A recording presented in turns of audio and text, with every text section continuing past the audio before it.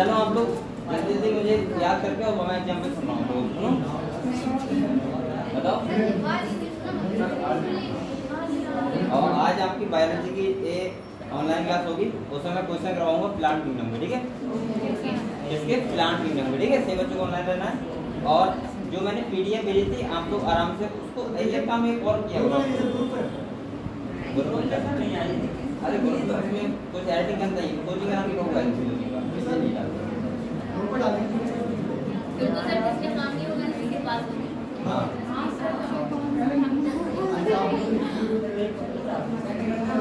मेरी बात सुनो, ऐसा होता है किसी दूसरी कोचिंग का अगर नाम लिखा है तो मिट जा सकते हो, एक सर वो ऐड कर लेते हैं। अब मैं पूरा उसमें फर्स्ट ईयर का पूरा पीडीएफ है तो मैं पूरी कहाँ तक एडिट करूँगा, बहुत टाइम लगेगा उसको एडिट करने।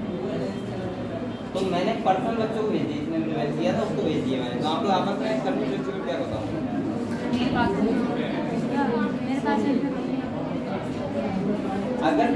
अगर किसी के पास नहीं है तो मुझे मैसेज करके मैं भेज दूँगा उसको, ठीक है?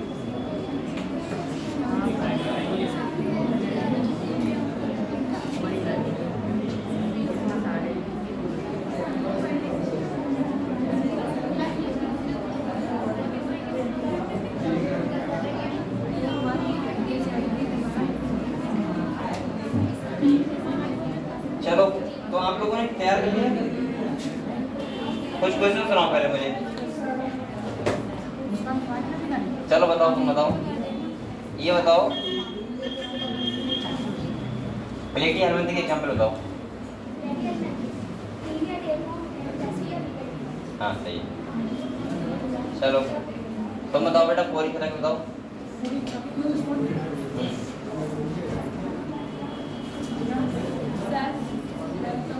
अभी मैं पूछूंगा। हाँ बताओ, नाम तो बताओ स्पंज के। एक और बताओ, स्पॉन्ज, ठीक है।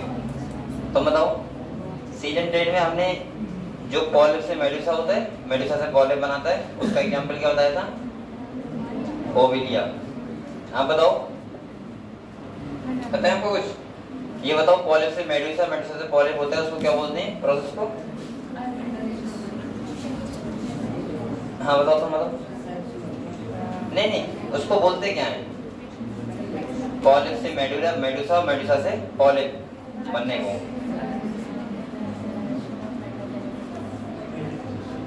आप बताओ, नहीं पता है? पीछे आप तीनों बताओ बेटा, किसे पता है? तुम बताओ। पॉलिप से मेडुसा, मेडुसा से पॉलिप होता है सिलिंडेटा में, उसको क्या बोलते हैं उस प्रोसेस को? वो तो एग्जाम्पल हो गया जिसमें होता है।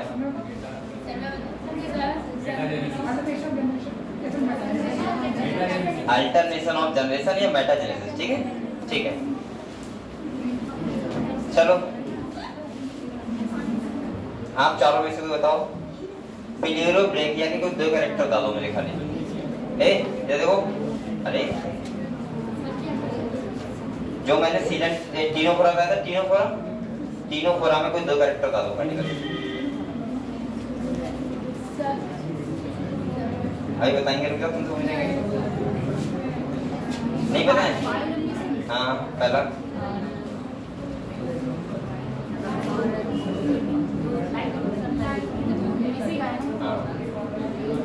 कोई 2 कैरेक्टर बता दो पहले। हैं?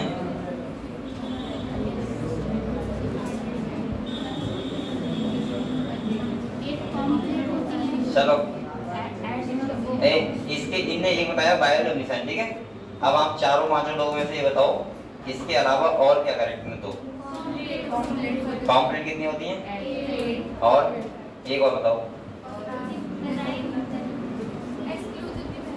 एक्सक्लूसिवली मैरीन होते हैं, यानी कि इनको सी वॉलनट बोलते हैं। क्या बोलते हैं?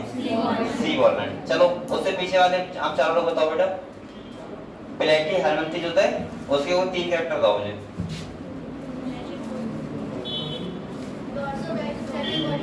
हाँ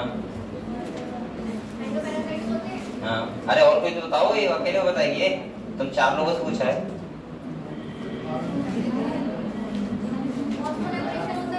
किसके द्वारा? नहीं एसिडोमेट, प्लेटी हेलमिंथिस क्यों दे रहा हूँ। चलो उससे पीछे आप तीनों में से बताओ बेटा, ए बोलो मत कोई, उन आप तीनों में से बताओ बेटा, ये बताओ मैंने ये आपको रेडियल सिमेट्री कौन से फाइलम बताई थी। पॉलीफेरा, ठीक है। आप दोनों बेटा बताना, आप लोग ये बताओ, मैंने कहा था कल एस्केरिस होते हैं, मेल एस्केरिस और फीमेल एस्केरिस, उसमें मेल और फीमेल में लंबा कौन होता है, छोटा कौन होता है। हाँ हाँ बोलो, और मेल छोटा होता है, पक्का, ठीक है। आप पीछे बताओ बेटा, ये बताओ आप दोनों पीछे बताओ, एस के हेलमिंथिस में सीलोम किस टाइप की होती है।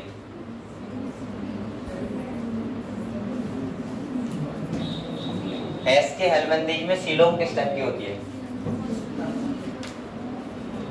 नहीं पता? चलो आप तीनों बताओ, ये बताओ एस के हेलमिंथिस में सीलोम किस टाइप का होता है।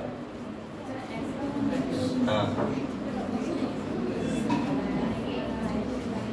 सीलोम बताओ,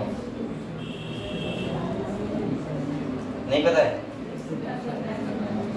हाँ बताओ, आप बताना तीनों में से। सीडोसीलोमेट कैसे होते हैं। चलो ये बताओ, आप लोग बताओ, तीनों फिर बताओ, ये बताओ इकाइनोडर्मेटा में मैंने कल स्टारफिश के बारे में बताया था, तो ये बताओ उसमें सिमेट्री कैसी होती है। सिमेट्री, हाँ इकाइनोडर्मेटा में हैं दोनों होती हैं, रेडियल भी और बाइलेटरल। रेडियल किसके पास होती है, अडल्ट, और बाइलेटरल लार्वा के पास, ठीक है। चलो आप लोग बताओ पीछे तीनों, ये बताओ आर्थ्रोपोडा फाइलम के कोई 3 कैरेक्टर बताओ।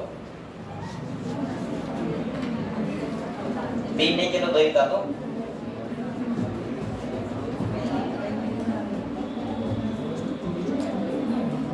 कोई से 2 बता दो।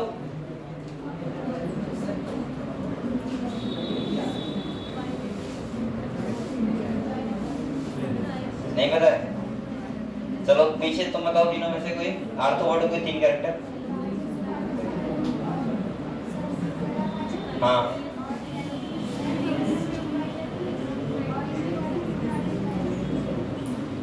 और बताओ। एक्सोस्केलेटन, सैकल कहाँ होती है। चलो और बताओ। अच्छा मोलस्का का बताना 2 कैरेक्टर कोई।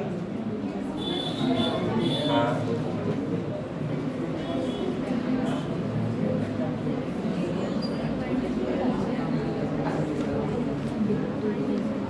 तुम लोग भी बताओ साथ में, वो कैसे सुना था कि तुम लोग बताओ मोलस्का का एक फीचर तुम बताओ।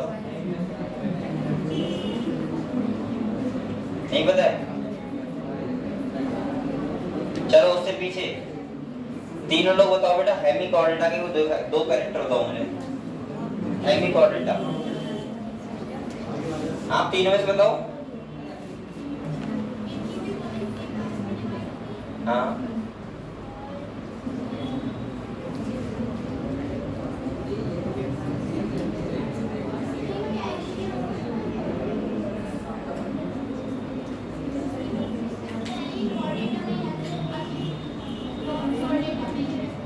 क्यों?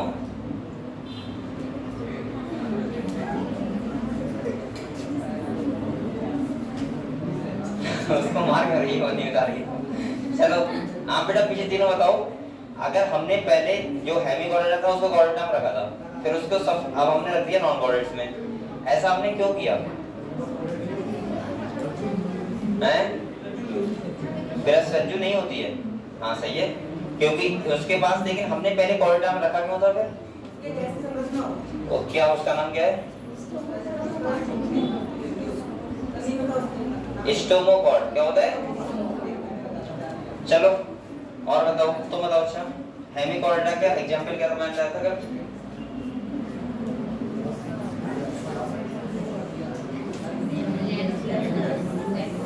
हाँ सही।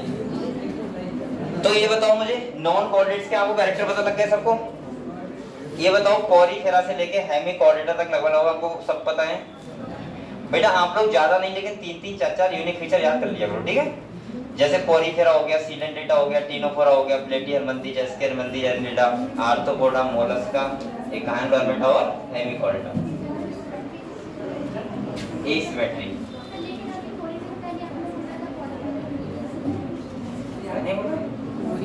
जल्दी बोलते हो, एसिमेट्री होती है, सही है। रेडियल होती है सीलेंटेटा और टिनोफोरा में, ठीक है। हो सकता है जल्दी निकल गया, ठीक है।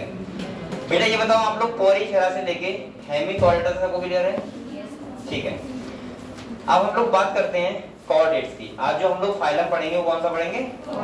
सबसे पहले आपको कॉर्डेट पढ़ने से पहले आपको ये पता होना चाहिए एक्चुअली में कॉर्डेट्स को हम लोग कॉर्डेट बोलते क्यों हैं। तो मैंने कहा था बेटा इनके पास क्या होती है? नोटोकॉर्ड। क्या होती है? अगर किसी एनिमल्स के पास नोटोकॉर्ड प्रेजेंट है एम्ब्रियोनिक स्टेज में तो उसको हम लोग क्या बोलेंगे? कॉर्डेट्स। क्या बोलेंगे? और अभी तक आपने जो भी एनिमल पढ़े या पोरीफेरा से हेमिकॉर्डेटा तक आपने पढ़ा, उनके किसी के पास नोटोकॉर्ड नहीं थी। समझ गए ये बात? अब देखते हैं। सबसे पहले मैं आपको क्लासिफिकेशन बता रहा हूँ कि एक्चुअली में कॉर्डेटा क्लासिफिकेशन कैसे हुआ है, क्योंकि आप लोग ऐसे पढ़ नहीं पाओगे। कॉर्डेटा एक फाइलम नहीं है, कॉर्डेटा के अंदर बहुत सारे सब फाइलम फिर क्लास आप लोगों को बहुत डिस्टर्ब करेगी, ठीक है। यानी कि कॉर्डेटा में एक टाइप का एनिमल नहीं है, बहुत सारे टाइप के एनिमल है। तो हम पहले क्लासिफिकेशन पढ़ने अच्छे से कि इसका क्लासिफिकेशन कैसे हुआ है और हमको कौन कौन सी क्लास पढ़नी है। तो अभी आप कोई बोलो मत, साइलेंटली सुन लो एक बार, ठीक है। अगर आपको ये तैयार हो गया तो इसका मतलब ये है कि आपको कॉर्डेटा पढ़ते हुए बहुत मजा आएगा और आपको आसान लगेगा वो, ठीक है। वरना आप कॉर्डेटा में फंस जाओगे, आपको पता ही लगेगा कि हम कॉर्निस्टाइस पढ़ रहे हैं या फिर हम ऑस्टिसाइस पढ़ रहे हैं। समझ रहे हैं आप लोग? ठीक है। तो बेटा ये बताओ, सही है।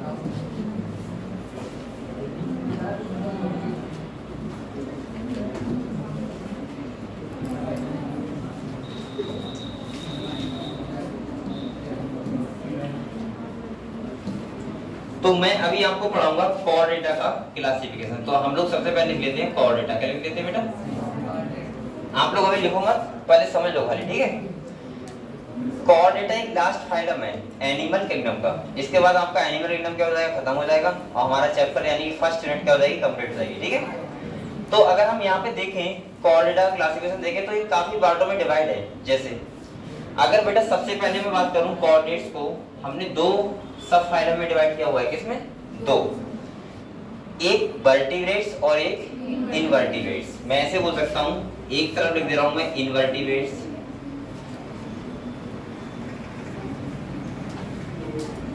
और एक क्या होते हैं बेटा?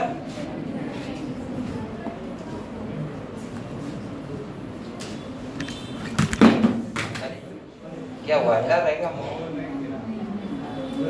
लगाना, लगाना है, लगा दो ना, ज्यादा लगाना। यहाँ देखो बेटा, एक तो हो गए इनवर्टिब्रेट्स और दूसरे कौन से हो गए? वर्टिब्रेट्स। लगाओ लगाओ इसका लगाओ।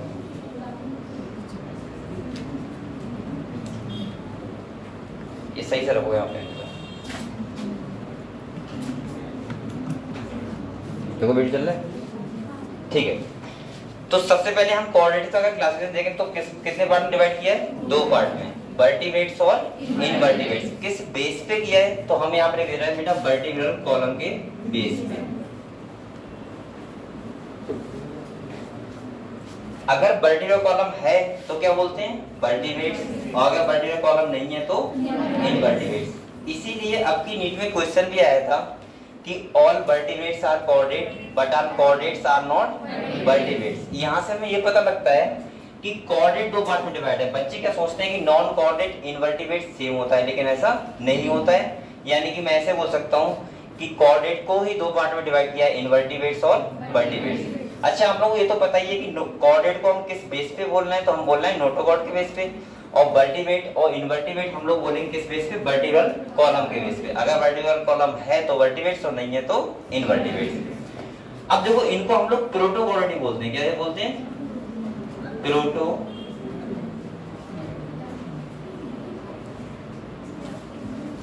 कॉर्डेट्स, सही है इन्हीं को। और इसमें हम लोग दो सब फाइलम पढ़ेंगे। एक का नाम पढ़ेंगे बेटा ईरोकॉर्डेटा और एक को पढ़ेंगे ईरोकॉर्डेटा और दूसरे को पढ़ते हैं सिफेलोकॉर्डेटा। यानी कि दो पढ़ेंगे। और यहाँ पे अगर हम वर्टिब्रेट्स की बात करें तो इनको दो पार्ट में फिर से डिवाइड कर लेंगे। कितने पार्ट में? एक को क्या बोलते हैं? एजिनाथा और दूसरे को जेनेथोस्टोमेटा, ठीक है। ये हमने किस बेस पे डिवाइड किया है? जॉ, जबड़ा है या नहीं है, यानी कि यहाँ पे, यानी कि बेसिस ऑफ जॉ। अगर जबड़ा प्रेजेंट है तो यानी कि जेनेथोस्टोमेटा, एब्सेंट है तो एजिना का। और इसका जो हम लोग क्लास पढ़ेंगे वो पढ़ेंगे साइक्लोस्टोमेटा। क्या पढ़ेंगे बेटा? साइक्लोस्टोमेटा, ठीक है। और हमने जो जेनेथोस्टोमेटा है इसको फिर से दो पार्ट में डिवाइड किया है। एक किया है पाइसिस और दूसरा टेट्रापोडा, यानी कि एक पाइसिस और एक टेट्रापोडा। और ये हमने किस बेस पे डिवाइड किया है? तो यहाँ पे क्या होते हैं? फिन्स होते हैं। क्या होते हैं? फिन्स। और यहाँ पे क्या होते हैं? लिम्ब्स होते हैं, यानी कि यहाँ पे लिम्ब होते हैं और यहाँ पे क्या होते हैं बेटा? फिन्स होते हैं। अब देखो पाइसेस में हम लोग फिर से दो क्लास पढ़ेंगे। कौन कौन सी? एक पढ़ेंगे कॉन्ड्रिस्टाइस और एक पढ़ेंगे ऑस्टिस्टाइस। तो मैं यहाँ पे लिख सकता हूँ, एक हम पढ़ते हैं कॉन्ड्रिस्टाइस और एक पढ़ते हैं ऑस्टिस्टाइस, ठीक है। और उसको अगर हम देखें तो फिर से हमने 4 क्लास में डिवाइड किया है। पहला है तुम्हारा एम्फीबियंस, इसके बाद रेप्टाइल्स, एप्स, और जो हम लोग लास्ट में आते हैं वो कौन सा है? मैमल्स। यानी कि मैं ऐसे बोल सकता हूं कि अब हम देखते हैं हम लोग कहाँ पे आते हैं, यहाँ पे आते हैं। ये बेटा तुम्हारा कॉल्डा क्या था? क्लासिफिकेशन था। मैं एक बार फिर समझा रहा हूँ आपको पढ़ना क्या क्या। देखो यहाँ देखो बेटा, सबसे पहले आपको पढ़ना है यूरोपोडेटा और उसके बाद सेफेलोपोडेटा, जो आते हैं इनवर्टिब्रेट्स में, ठीक है। इसके बाद हमको पढ़ना होगा क्या? साइक्लोस्टोमेटा, और इसके बाद पढ़ेंगे कॉर्निस्टाइस और ऑस्टिस्टाइस, और इसके बाद पढ़ेंगे एम्फीबियंस, रेप्टाइल्स, एप्स और मैमल्स। अब आपको ये तो पता ही, जैसे यहाँ पे देखो, अगर मैंने यहाँ पे देखा है तो वर्टिब्रल कॉलम दिया है, यानी कि यहाँ पे वर्टिब्रल कॉलम क्या होगा? एब्सेंट होगा, और यहाँ पे क्या होगा बेटा? प्रेजेंट होगा, सही है। यानी कि रेडिकलिटी यहाँ पे क्या होगी? एब्सेंट, और वहाँ पे क्या होगी? प्रेजेंट। लेकिन नोटोगॉट यहाँ पे होगी, सही है, तभी तो कॉर्डेट में पढ़ रहे हैं। तो दूसरा बेटा देखो, ये तो पहला हो गया यूरोकॉर्ड, दूसरा कौन सा हो गया? सेफेलो। अच्छा, किताब ने आपको ऐसे दे दिया है कि कॉर्डेट को 3 सब फाइलम में डिवाइड किया है, यूरोकॉर्डेटा, सेफेलोकॉर्डेटा और वर्टिब्रेटा। बात वही हुई, ठीक है, कोई बात ऐसी नहीं है। इसके बाद यहाँ पे हमने बेसिस ऑफ जॉ, यानी कि यहाँ पे जॉ क्या है बेटा? एब्सेंट, और यहाँ पे क्या है? प्रेजेंट है। और दूसरा यहाँ पे किस बेस पे किया है? फिन्स, यानी कि यहाँ पे वो होते नहीं मछली के तैरने वाले, वो होंगे, और यहाँ पे क्या होंगे? लिम्ब्स, यानी कि हाथ पैर होंगे, ठीक है। तो ऐसे करके हमें इतनी क्लास पढ़ना है, पहला, दूसरा, इसके बाद तीसरा पढ़ेंगे साइक्लोस्टोमेटा, चौथा पढ़ेंगे कॉर्निस्टाइस, पांचवा पढ़ेंगे ऑस्टिस्टाइस, 6 पढ़ेंगे एम्फीबियंस, 7 पढ़ेंगे रेप्टाइल्स, 8 पढ़ेंगे एप्स और 9 पढ़ेंगे मैमल्स। इतना हमें पढ़ना है, समझ गए? ये एक बार बेटा कॉपी में लिख लो आप लोग, बहुत ज्यादा इंपॉर्टेंट है, क्योंकि लिख लो आप लोग, किताब में है। जैसे अगर आपको आता है तो एक बार रिवाइज कर लो ऐसे लिख के, ठीक है। कैसे आज गर्मी कितनी लग रही है?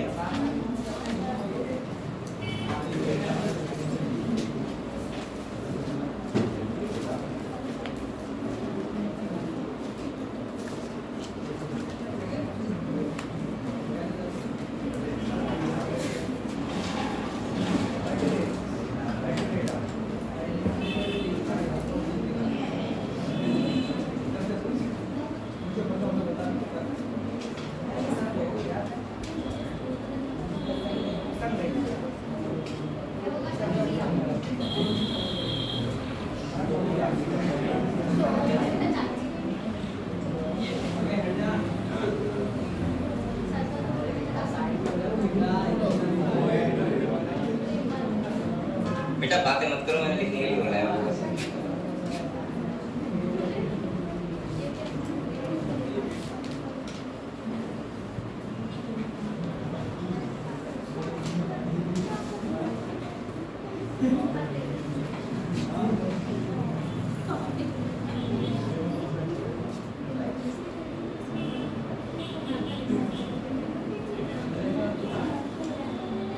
जिसको आया करे वो रिवीजन कर लिया करो, लिखा है करो, ठीक है। ये बहुत जरूरी है।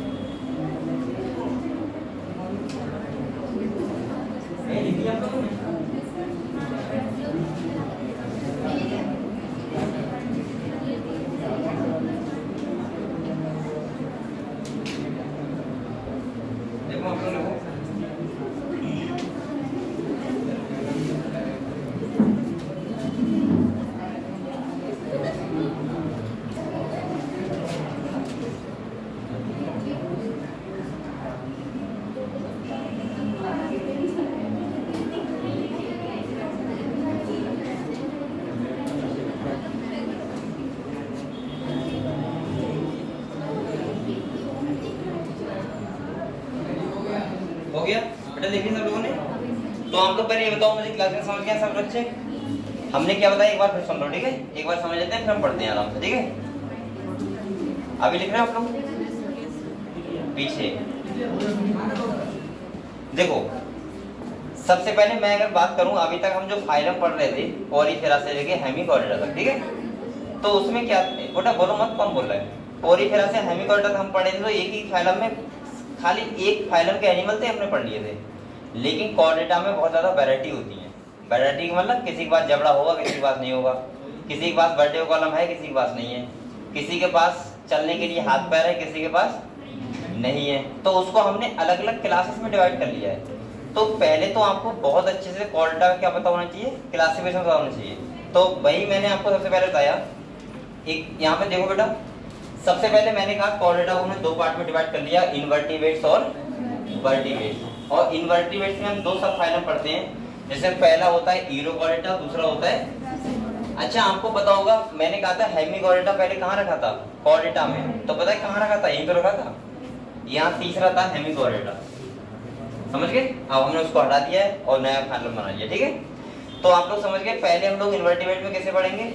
यूरोकॉर्डेटा और सेफेलोकॉर्डेटा। दूसरा अगर हम बात करें बेटा, तो वर्टिब्रेट्स को हमने दो पार्ट में डिवाइड कर लिया है।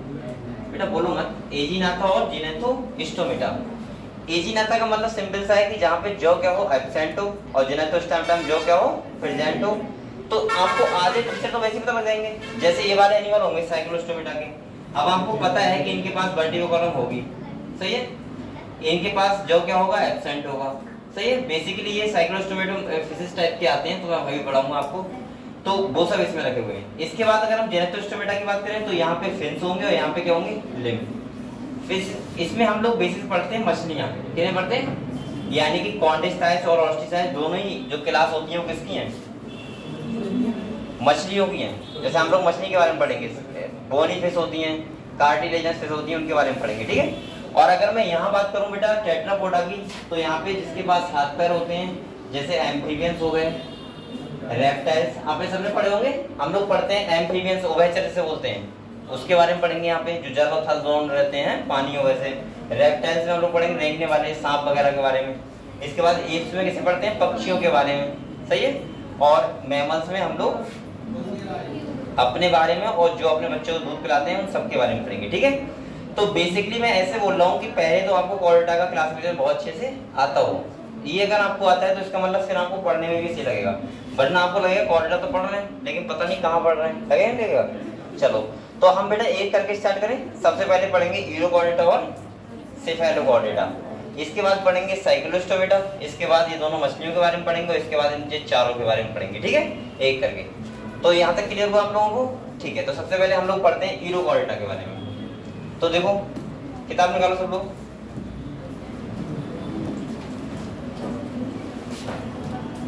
अच्छा, बच्चों को बहुत ज्यादा कठिन लगता है, मतलब बच्चों को एनिमल एकदम कठिन लगता है, कठिन लग रहा है क्या अभी आपको?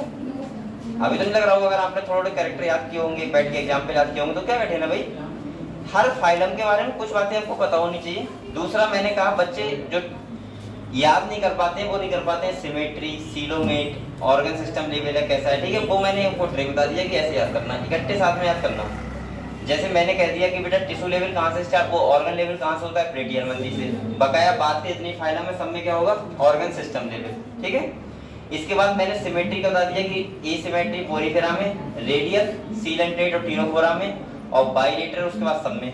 ऐसे याद करो, एसीलोमेट प्लेटी हेलमिंथेस, सीडोसीलोमेट एसके हेलमिंथेस, बकाया सारे कैसे सीलोमेट, ऐसे याद करो। इसके बाद ऑर्गन सिस्टम यहाँ से स्टार्ट होता है, वहां से ट्रिप्लोब्लास्टिक, और पहले के कैसे होंगे डिप्लोब्लास्टिक, बस।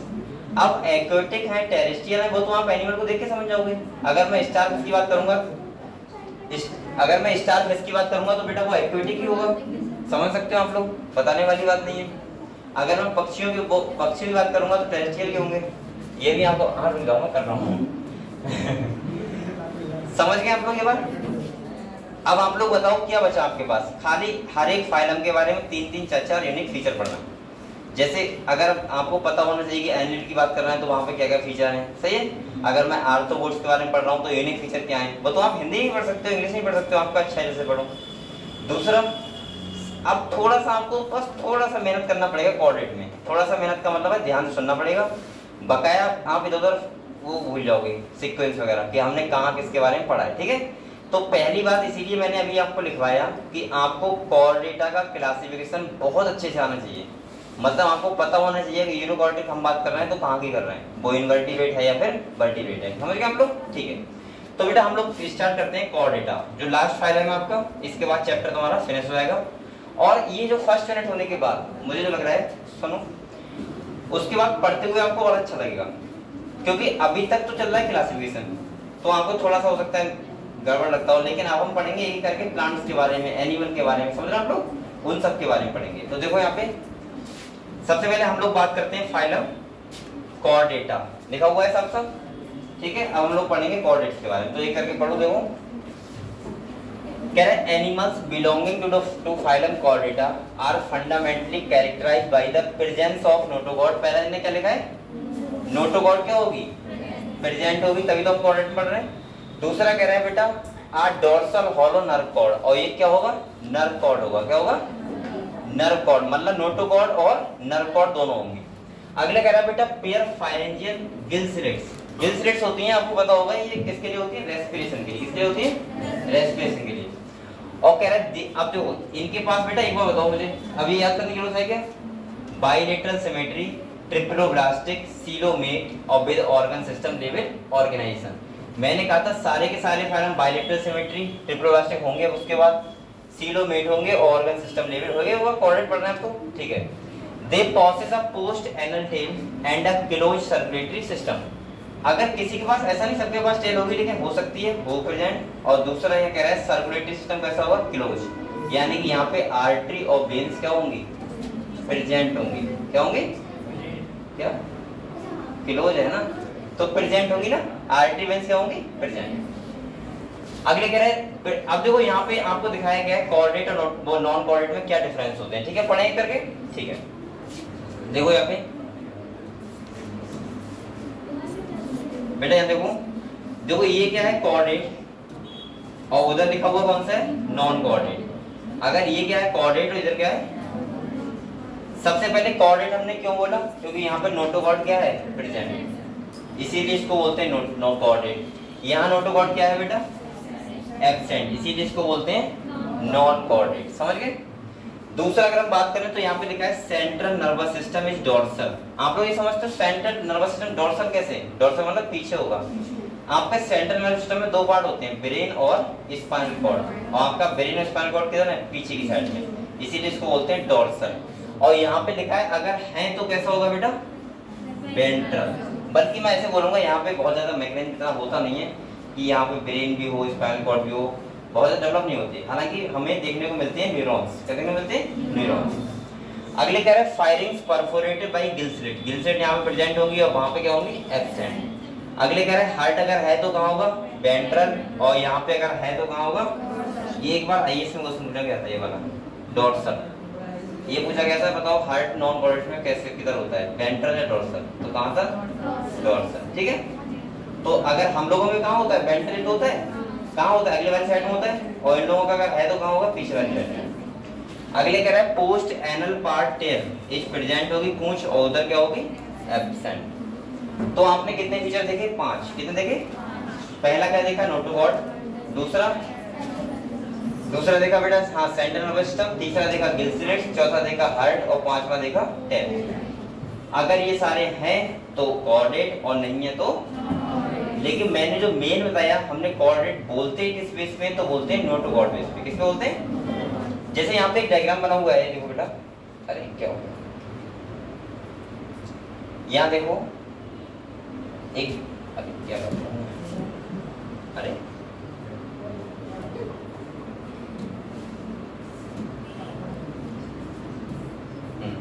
ये डायग्राम है, ये पता है क्या है कोऑर्डिनेट का कैरेक्टरिस्टिक हुए थे, नर्व कॉर्ड हो गई नोटोकॉर्ड। मैं पहले ही बोल चुका हूं बेटा कि अगर जैसे नर्व कॉर्ड है, नर्व कॉर्ड बाद में कन्वर्ट किसमें होती है, नर्व कॉर्ड की बात कर रहा हूं मैं तो, ब्रेन और स्पाइनल कॉर्ड, और नोटोकॉर्ड किसमें कन्वर्ट होती है, लेकिन हो भी सकती है और नहीं भी हो सकती है, ठीक है, जरूरी नहीं होगी, ठीक है। इसके बाद ये क्या है बेटा गिल स्लिट जो हेल्प करेंगे किसमें रेस्पिरेशन में, और यहाँ पे लिखा है ये क्या है एनल पार्ट, यानी कि टेल प्रेजेंट हो सकती है, कुछ में नहीं भी होती है, इसकी बात नहीं होगी, लेकिन ये कुछ कैरेक्टर लिखे हुए हैं जो बेसिकली किसमें होते हैं कोऑर्डिनेट। क्लियर हुआ इतना, ये कब होते हैं, ये होते हैं एम्ब्रियोनिक स्टेज में, कब होते हैं बेटा एम्ब्रियोनिक, इतना बात क्लियर हुआ, ठीक है। अगले बढ़ते हैं। अब देखो मैंने कहा था अभी, अब आप माइंड में फ्रेम करो जो हमने क्लासेस में बताया था। देखो यहाँ पे ये लिखा हुआ है कि कोऑर्डिनेट है उसको 3 सब फाइलम में डिवाइड किया है, कौन कौन से, यूरोकोऑर्डिनेटा, सेफेलोकोऑर्डिनेटा और वर्टिब्रेटा। मैंने आपको अच्छा लगे इसलिए ये लिखवा दिया, इनवर्टिब्रेट्स में 2 पढ़ना, यूरोकोऑर्डिनेट और सेफेलोकोऑर्डिनेट, और वर्टिब्रेट बकाया सारे जितने भी है, समझ गए आप लोग। तो आप लोग ऐसे ध्यान रखना इनवर्टिब्रेट और वर्टिब्रेट, हालांकि लाइन में ही बोलेंगे लेकिन इन्होंने थोड़ा सा 3 में बता दिया कि सब फाइलम 3 होते हैं, यूरोकोऑर्डिनेटा, सेफेलोकोऑर्डिनेटा और वर्टिब्रेटा, ठीक है। तो देखो ये लिखा हुआ है फाइलम कोऑर्डिनेटा इज डिवाइडेड इनटू 3 सब फाइलम, देखा 3 कौन कौन से, यूरोकोऑर्डिनेटा, इसको दूसरे नाम से बोलते हैं ट्यूनिकाटा, सेफेलोकोऑर्डिनेटा और वर्टिब्रेटा। और मैंने ये बोला है कि यूरोकोऑर्डिनेटा, सेफेलोकोऑर्डिनेटा इनवर्टिब्रेट्स और वर्टिब्रेटा वर्टिब्रेट्स, समझ गए, सेम बात है। अब बेटा यहाँ पे आप लोगों को क्या क्या रखना है, देखो इन्होंने यूरोकोऑर्डिनेटा के बारे में यहीं पे मेंशन किया है, सेफेलोकोऑर्डिनेटा यूरोकोऑर्डिनेटा एक ही में, आपको ध्यान क्या रखना है वो सुनो। सबसे पहले आपको ये ध्यान रखना है, देखो यूरोकोऑर्डिनेटा, सेफेलोकोऑर्डिनेटा अगर हम पढ़े सब फाइलम तो आपको ये पता है कि यहाँ पे नोटोकॉर्ड तो प्रेजेंट होगी लेकिन वर्टिब्रल कॉलम में कन्वर्ट नहीं होगी पहले ही, इसीलिए इनको क्या बोलते हैं इनवर्टिब्रेट्स, क्या बोलते हैं। दूसरा बेटा यहाँ पे दोनों में डिफरेंस क्या है, देखो पहला डिफरेंस है यूरोकोऑर्डिनेट में जो नोटोकॉर्ड होती है वो कुछ एम्ब्रियोनिक स्टेज तक रहती है, उसके बाद क्या हो जाती है खत्म, लेकिन जो सेफेलोकॉर्डेट होते हैं, कौन से होते हैं, उसमें नोटोकॉर्ड वर्टिकल कॉलम में कन्वर्ट नहीं होगी, लेकिन वो लाइफ टाइम रहेगी। कैसे रहेगी, लाइफ टाइम। समझ गए, बस दो फीचर याद रखो, हो गया। एग्जाम पे याद कर लो। देखो क्या क्या लिखा है यहाँ, देखो बेटे, देखो कह रहा है सब फाइला यूरोकॉर्ड सेफेलोकॉर्ड को हम लोग क्या बोलते हैं, प्रोटोकॉर्ड। क्या बोलते हैं, ये मैंने वहां भी लिखवा दिया है, ठीक है। अगले कह रहा है बेटा एंड आर एक्सक्लूसिवली मैरीन, यानी कि एनिमल कैसे होंगे, पूरी तरीके से समुद्री होंगे, इसमें कोई फ्रेश वाटर नहीं होगा। अगले कह रहे हैं इन यूरोकॉर्डेटा और नोटोकॉर्ड, देखो ये ध्यान सुनो, is present only larva tail, यहाँ स्टार नो, यानी कि यूरोकॉर्डेट में खाली कहाँ रहती है, लार्वा स्टेज में रहती है, उसके बाद क्या हो जाती है, खत्म हो जाती है। तो कह रहे हैं while in cephalochordate it extend from head to tail region and is present throughout there. बस हो गया यूरोकॉर्डेट सेफेलोकॉर्डेट। एक ही कैरेक्टर लिखा हुआ है, क्या लिखा हुआ है, नोटोकॉर्ड लार्वा की टेल में प्रेजेंट होगी और लार्वल स्टेज में होगी ओनली, और सेफेलोकॉर्डेट में परसिस्ट करेगी थ्रू आउट द लाइफ और हेड टू टेल तक प्रेजेंट होगी। समझ गए। लेकिन यहाँ क्या लिखा है कि नोटोकॉर्ड कन्वर्ट हुई है वर्टिकल कॉलम में, नहीं ना, ठीक है। चलो अब इसके एग्जांपल देख लो बेटा, एग्जांपल तो यहाँ बहुत इंपॉर्टेंट है ना। तो पहला लिखा है यूरोकॉर्डेटा का एग्जांपल कौन सा, एसिडियम, साल्पा और डोलियोलम। और सेफेलोकॉर्डेटा का एक ही है, इसे क्या बोलते हैं, ब्रोंकियोस्टोमा, या बोल सकते हैं एम्फिओक्सिस और लैंसलेट। एक बात आपको और बताऊं, नीट में बेटा सबसे ज्यादा अभी तक क्वेश्चन जो आए हैं इस चैप्टर में, वो कोऑर्डिनेट के एग्जांपल से आए हैं। हमेशा क्वेश्चन कहां से आता है, कोऑर्डिनेट के एग्जांपल से। आप एक बार को अगर याद करो तो मैं अगर और भी शॉर्ट बताऊं आपको, वैसे तो मैं अब भाई बाकी सुधार प्रकार तो नहीं परसेंट कर दे दूंगा कि हाँ ये क्वेश्चन आएंगे, लेकिन अगर फिर भी मैं शॉर्ट में बताऊं आपको तो नॉन कोऑर्डिनेट में आप लोग सी फैन जितने लिखे हैं सी से संबंधित हैं वो याद कर लेना, अगर आपको और ज्यादा याद नहीं हो रहा है तो। और बकाया कोऑर्डिनेट के सारे एग्जांपल याद कर लेना, क्योंकि कोऑर्डिनेट के एग्जांपल से हर साल क्वेश्चन आया है, ऐसा कोई भी साल नहीं गया जिससे कोऑर्डिनेट के एग्जांपल से क्वेश्चन। और दूसरा कोऑर्डिनेट के फीचर से क्वेश्चन नहीं आता है। फीचर मतलब जो मैं बता रहा हूँ, head to tail, tail to head आ सकता है। मैं ये नहीं कह रहा हूँ कि आगे क्वेश्चन सर आपने तो कहा था, मना किया था। मैं तो ये बोलूंगा कि एनसीईआरटी की हर एक लाइन से क्वेश्चन आ सकता है, लेकिन मैं बता रहा हूँ थोड़ा सा शॉर्ट बनाने के लिए, ठीक है। शॉर्ट मतलब कि आप अगर ज्यादा याद नहीं कर पा रहे हो तो कोऑर्डिनेट के एग्जांपल याद कर लेना, और नॉन कोऑर्डिनेट के फीचर तो आपको बताएंगे, लेकिन एग्जांपल वो वाले सी पेन, सी फैन जो ज्यादा आते हैं वो वही आते हैं। सी पेन हो गया, इसका सी हॉर्स हो गया, सही है। बैटरी स्टार पता नहीं वो होता नहीं, एग्जांपल थोड़े से हैं, बस वो वाले याद कर लेना, ज्यादा ना करो तो, ठीक है। अब बेटा यहाँ पे देखो, ये वाला क्वेश्चन नीट में आ चुका है, ब्रोंकियोस्टोमा। तभी तो मैं कह रहा हूँ ये क्वेश्चन हर साल आ जाते हैं ये ऐसे वाले, ठीक है। चलो अगले देखो, कह रहा था members of subphylum Vertebrata possess notochord. अब देखो यहाँ पे क्या कर रहा है बेटा, मेंबर्स ऑफ सबफाइलम वर्टिब्रेटा। अब किसी बात कर रहा है, वर्टिब्रेट। तो आप लोग यूरोकॉर्डेटा सेफेलोकॉर्डेटा समझ गए, बस इनवर्टिब्रेट्स के बारे में इतना ही लिखा हुआ है खाली, कितना लिखा हुआ है, यूरोकॉर्डेटा और सेफेलोकॉर्डेटा। यानी कि यूरोकॉर्डेटा के बाद नोटोकॉर्ड लार्वा की टेल में होती है और सेफेलोकॉर्ड में पूरी लाइफ टाइम रहती है, बस। अब देखो हम बात करते हैं बेटा किसकी, वर्टिब्रेट्स की, इस बात करते हैं। तो देखो कह रहा था members of subphylum Vertebrata possess notochord during the embryonic period, the notochord is replaced by a cartilaginous या बोनी वर्टिब्रल कॉलम। आप लोग कार्टिलेज जानते हो क्या होता है, बोनी जानते हो, बोन्स होती हैं, हड्डी। कार्टिलेज क्या होता है,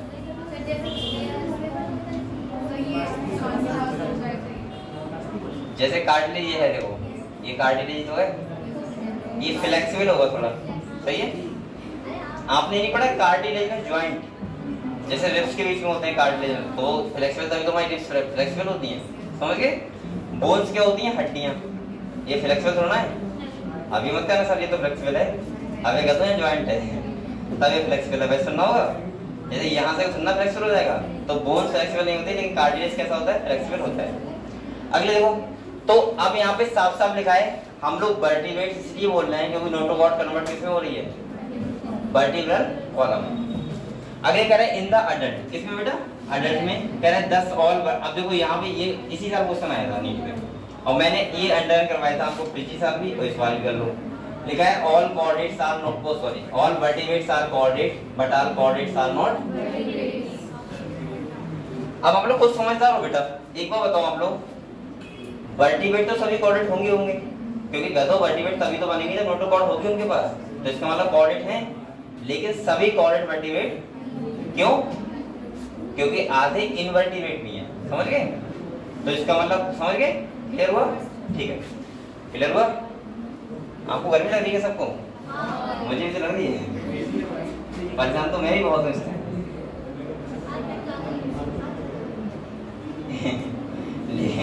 मैं सोच रहा हूँ चलने दो फेलो में, लेकिन गर्मी मुझे बहुत लग रही है इस टाइम।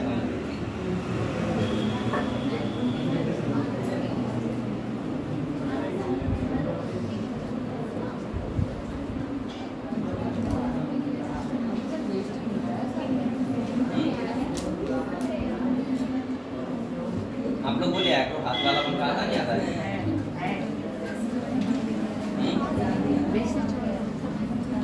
तो एक ही तो है बेटा, पानी पीते रहो वरना पसीना बहुत आ रहा है, डिहाइड्रेशन हो जाएगा, बॉडी डिहाइड्रेट हो जाएगी, प्यार में कहो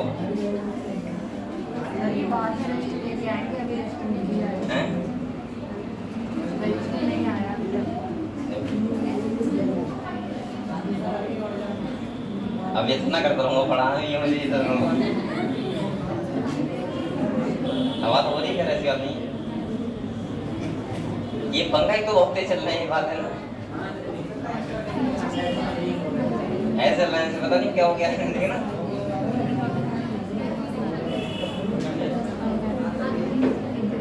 लाइट बहुत डिम है, यहाँ तो खोले।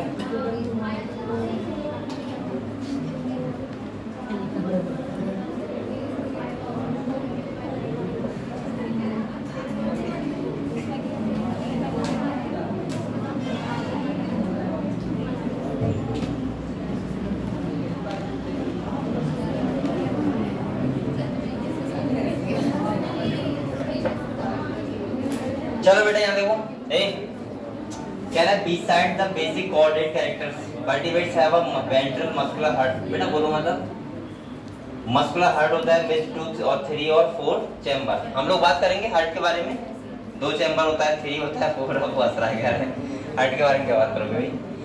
इसके बाद देखो हमारे पास किडनी होता है जो काम क्या करता है, एस्क्रीशन और ऑस्मो रेगुलेशन काम करता है। इसके बाद बात करें pair appendage which may be fins और लिम्ब। तो आपको पता है हमारे पास जो जो कैरेक्टर होंगे वो यहाँ पे हम पढ़ेंगे सबके बारे में करके, ठीक है। लेकिन उससे पहले हम लोग पढ़ेंगे साइक्लोस्टोमेट के बारे में। किसके बारे में पढ़ेंगे? अब आप लोग देखो पहले समझो, अभी तक हमने क्या पढ़ा है, कोऑर्डिनेट को 2 पार्ट में डिवाइड किया था मैंने, इनवर्टिब्रेट और क्यों? क्योंकि वर्टिब्रल कॉलम प्रेजेंट नहीं थी और थी, ठीक है। उसमें 2 हमने सब फाइलम पढ़ लिए, यूरोकॉर्डेटा और सही है, उसको हमने देखा एक्सक्लूसिवली मैरीन थे।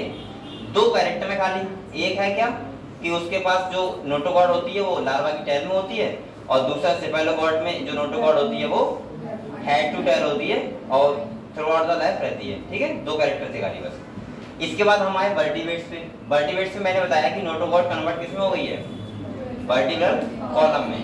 और दूसरा मैं ये बोल सकता हूँ कि बेटा अब हम लोग पढ़ेंगे वर्टिब्रेट्स को मैंने 2 पार्ट में डिवाइड किया, आपको पता है एजिनाथा और जेनेथोस्टोमेटा। एजिनाथा का जो क्लास है वो कौन सा है, साइक्लोस्टोमेटा। कौन सा है? और यहाँ पे हमने किस बेस पे डिवाइड किया है, तो जॉ के बेस पे, यानी कि जबड़ा है या फिर नहीं, समझ गए। तो यहाँ तक चल रहा है कुछ ठीक चल रहा है, ठीक है। देखो ये है तुम्हारा क्लासिफिकेशन है, तो क्या है देखो यहाँ पे लिखा है वर्टिब्रेट्स से स्टार्ट किया है, 2 पार्ट में डिवाइड, एजिनाथा जेनेथोस्टोमेटा। इसके बाद लेग जॉ यानी जबड़ा एब्सेंट है तो क्लास कौन सा हो गया इसका, साइक्लोस्टोमेटा। इसको हमने 2 पार्ट में डिवाइड किया, पाइसिस और टेट्रापोडा। पाइसिस में फिन्स होते हैं, यानी उतनी फिन्स मछली हो गई। इसमें 2 क्लास पढ़ेंगे, कॉर्डेस्टाइच और ऑस्ट्रिचाइच, और वहां पे टेट्रापोडा में 4 क्लास पढ़ेंगे, एम्फीबिया, रेप्टाइल्स, एप्स और मैमल्स। समझ गए आप लोग, ठीक है। तो सबसे पहले हम लोग क्लास पढ़ेंगे कौन सा, साइक्लोस्टोमेटा। सही है, आप लोग मेहनत कर रहे हो बेटा, मैंने सुनता हूँ तो लगता नहीं मुझे तुम लोग मेहनत कर रहे हो, क्योंकि अगर अभी तो स्टार्टिंग चल रहा है ना, जितना मैं पढ़ा रहा हूँ उतना याद करते रहो खाली घर पे जाके, और उतना याद करने मुझे लगता है कि नॉर्मल अगर कोई बच्चा कमजोर भी हो से आधा से पौन घंटा लगेगा, जितना हम लोगों ने पढ़ा इतना याद करने में भाई। अब तुमको सेंटेंस में याद करना है कि भाई यहाँ लिखा हुआ है कि ऑल लिविंग मेंबर्स, ये तो ना इसकी हिंदी देखनी है, मेन मेन फीचर होते हैं वो याद करने होते हैं और ये याद करते रहो साथ, वरना आपको बहुत हार्ड जाएगा। अगले जैसे बढ़ना है पीछे आप लोग बोलते रहोगे। उसका एक ही तरीका है, बार बार क्वेश्चंस लगाओ, जितने क्वेश्चन लगा मैंने उतने क्वेश्चन लगाओ और थ्योरी को बार बार पढ़ो। ठीक है, आपके पास एक एनसीईआरटी है, अगर आप भाई अगर सोचा जाए ना तो आप हम लोग पता है एक चीज और होती है, आप लोग थोड़ा सा आप सोचते हो यार नीट है ये पता नहीं क्या है, ऐसा लगता है ना नीट तैयारी कर रहे हैं या फिर ये एनसीईआरटी क्या है। अगर देखा जाए तो आपको पता नहीं है, जब सीपीएमटी का तैयारी होता था उस टाइम पे पता है बायोलॉजी ये वाला नहीं था जो आप पढ़ते हो, एक किताब इतना मोटा था और 2 किताब पढ़ने होते थे, जियोलॉजी अलग और बॉटनी अलग, और उसमें भी कोई सिलेबस लिमिट नहीं थी कि सिलेबस कितना आएगा, अनलिमिटेड कहीं से भी आ सकता है। ये बेटा मैंने जो पढ़ा था एनिमल किंगडम लगभग में 2 महीने में खत्म हुआ था, एनिमल किंगडम का नहीं, और वो भी टीचर्स ने करवाया था। सोचो हर एक जो एनिमल हम लोग पढ़ते हैं, आप लोगों को बता दिया जाता है कि इनडायरेक्ट डेवलपमेंट, आप टेंशन फ्री, ठीक है इनडायरेक्ट बात खत्म, लार्वा होता है बात खत्म, लेकिन हमने हर एक लार्वा की लाइफ साइकिल पढ़ी है। सोचो फिर उसमें कितने नाम होते थे, सोच सकते हैं आप लोग। और मैं आपको बताऊं ये बहुत जरूरी होता है कि बच्चे की सोच कहां तक जाती है। आप लोग पता है क्या हो, जैसे आप लोगों ने मान लिया कि अरे यार ये एनसीईआरटी तो बहुत बड़ी है, अगर आप यही सोचो कि एनसीईआरटी कितनी छोटी हो गई तो आपको अच्छा लगेगा कहने में बात। अगर आप कोशिश करें तो मैं गारंटी कर रहा हूँ, अगर किसी बच्चे ने अच्छे से मतलब पढ़ा हुआ है एनसीईआरटी, वो एक रात में पूरी बायोलॉजी की एनसीईआरटी खत्म कर सकता है, मात्र एक रात में, अगर आपने टॉपिक वाइज आपके अच्छे गहराई से पढ़े हुए हैं तो। मतलब और वो भी मैं ऐसे नहीं कर रहा हूँ, हड़बड़ी में करके नहीं कर रहा हूँ, मैं सारी बातें प्रैक्टिकली बताता हूँ आपको बिल्कुल। मतलब आप आराम से अंडरलाइन करके इम्पोर्टेंट टॉपिक पूरी एनसीईआरटी एक रात में खत्म कर सकते हैं। पहले आप उस सोच को बढ़ाओ उतनी, तभी तो काम चलेगा। और आप अगर इंसान हो तो आपके पास इमेजिन करने की पावर है, करो इमेजिन, हाँ मैं पढ़ सकता हूँ, बात करो, पढ़ो ना पढ़ो तो बात की बात है, लेकिन आप लोग सोचते ही नहीं है तो क्या कैसे पाओगे। आपने कभी सोचा कि आज मैं रात में 8 घंटे पढ़ूंगा? कितने बच्चों को सोचा है यहाँ पे कि आज रात में मैं 8 घंटे पढ़ूंगा चाहे नींद कितनी भी आ जाए? नहीं सोचा है ना। और आप अगर महीने में 4 रातें ऐसी निकाल दोगे, जैसे सपोज मानो मैं आपको बताऊं एक तरीका, बेटा अगर आप लोग क्या किया करो, देखो संडे होता है, संडे छुट्टी होती है, जो मैं बता रहा हूँ मैं फॉलो करता था तो मैं आपको बताता हूँ। आप लोग सैटरडे को क्या किया करो, पूरी रात पढ़ा करो, पूरी रात 9 बजे बैठो तो सुबह के 9 बजे तक उठो। हाँ अब मैं ये नहीं कह रहा हूँ कुर्सी से अगर टॉयलेट लगी तब नहीं जाएंगे, तब जाना है, ये आपको पानी पीना है तो नहीं जाना है, सबने कह दिया नहीं 9 बजे बैठना है 9 बजे उठना है, ऐसा कुछ नहीं है। लेकिन आप ये भी मत करना कि आप फोन में लग गए तो फिर 2 घंटे, अरे नहीं, आप 9 बजे बैठे पढ़ने, 10 बजे फोन में लग गए, 4 बजे फोन से हटे, फिर पढ़ने बैठे, ओ मेरा गोल पूरा हो गया, 9 बजे तक मैं बैठ पढ़ता रहा। फोन भी नहीं देखना है, ध्यान रखना है, वो अलग बात, 2-4 मिनट आप लोग चला लो, है ना। 2-4 मिनट का मतलब होता है अपने माइंड को रिलैक्स करना है, ठीक है। अब वो रिलैक्स करने के सबके तरीके अलग होते हैं, किसी को गाना सुन के रिलैक्स होता है ना, कि ये गाना सुन लिया अच्छा था अब मजा आ गया, किसी को मम्मी पापा से बातें करने में रिलैक्स फील होता है, किसी को कहीं और बातें करने में रिलैक्स फील होता है, तो अपना अपना तरीका है ना। तो मैं तो ये बोलूंगा वो अपनाओ आप लोग, वो छोड़ो, ठीक है, लेकिन थोड़ी देर के लिए 2-4 मिनट के लिए बीच में, ठीक है, 2 घंटे के बाद ऐसे। पहली बात। दूसरी बात सुनो, किसी को गेम खेलने में मजा आता है, जैसे अब बेटा ये नहीं कह रहा हूँ 5 घंटे बैठ गए भाई, अगर आप 2 घंटे पढ़ लिए तो 10 मिनट गेम खेल लो, कोई दिक्कत नहीं। अब बोल रहे 5 मिनट बैठ जाओगे, पीछे क्यों बोल रहा है बेटा, बोलो मत। अब आप ऐसा नहीं 2 घंटे पढ़ने के बाद गेम खेलने बैठ गए तो आधा घंटा 2 घंटे निकाल दिए उसमें, ये नहीं कर रहा हूँ। 2 मिनट, वो 10 मिनट 15 मिनट ये टहल लिए छत पे, अभी तो गर्मी चल रहा है वैसे भी। और दूसरा मैं आपको बताऊं पर्सनल, आप लोग कोशिश किया करो कि हर शनिवार को पूरी रात निकाला करो पढ़ाई के लिए, क्योंकि टाइम तो 24 घंटे ही है ना। मुझे ही पता है कि अगर आपके पास 24 घंटे आएंगे कहाँ से, 24 से 30 भी नहीं कर सकते, अपने हाथ में नहीं है।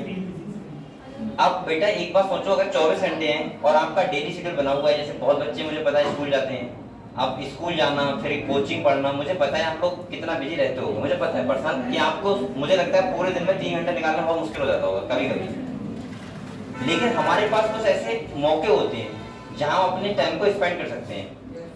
जैसे आपको अभी जैसे जो बच्चे स्कूल जा रहे हैं उनके लिए टाइम भरपूर है, कोई दिक्कत नहीं है, सही है। आप लोग शनिवार को ना पढ़ रहे हैं तब भी कोई दिक्कत नहीं, लेकिन जो बच्चे स्कूल जाते हैं या फिर कोई और काम करते हैं, या फिर उन्हें लग रहा है कि यार फिर मैं पीछे चल रहा हूँ और बच्चों से, मतलब पढ़ तो डेली 5 घंटे रहा हूँ लेकिन फिर भी पीछे चल रहा हूँ, तो आप लोग कोशिश किया करो कि शनिवार को, आपको पता है संडे कोचिंग ऑफ रहती है।